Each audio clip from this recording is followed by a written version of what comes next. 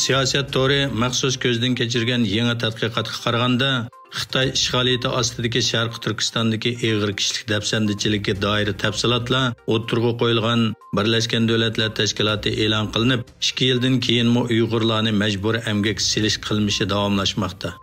Bu bayqash G'arb parlament a'zolarining hukumatlariga besim ishiltib, rayondan mahsulot import qilishni texmo cheklashi mumkin. Kommunizm qurbonlari xotir jamiyatining nopuzliq tadqiqotchisi akademik Adrian Zensning yaqinda e'lon qilgan doklatiga qaraganda 2023-yil Uyg'urlarning atalmish emgak kuchlarini yutkash nomida Xitoy o'lkalariga yutkishi oldingi yillardagidan va davlat belgilagan normadan eshib ketgan. Xitoy Kommunist hokimiyatining Uyg'ur musulmonlarini keng ko'lamda kuzatishi va tutib turishida ishlatiladigan uskunlar bilan ta'minlaydigan Xitoy davlat ig'dorchiligidagi kuzatish magnati Birlashgan Davlatlar Tashkilotining klimat o'zgarishiga va kishilik huquq dafsandichiligiga qarshi turishni maqsad qilgan sijilliq tashabbusiga qatnashmoqda ekan.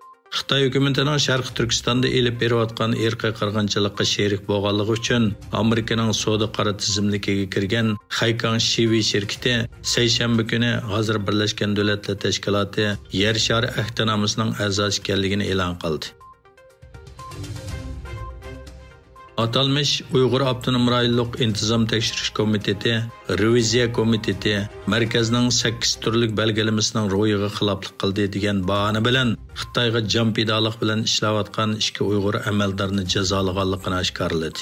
Xitoy xalq to'rining 9 fevral xabar qilishicha, atalmış Uyghur Abdunum Rayonluq Adliya nazorati partikomining sobiq muavin sekretari Qo'rchoq Nozir Anvar Said o'zi to'laydigan xarajatni boshqalarni to'lashga majburlaganligi sababli taftish mahkamasining ayblashiga o'tkazib berilgan.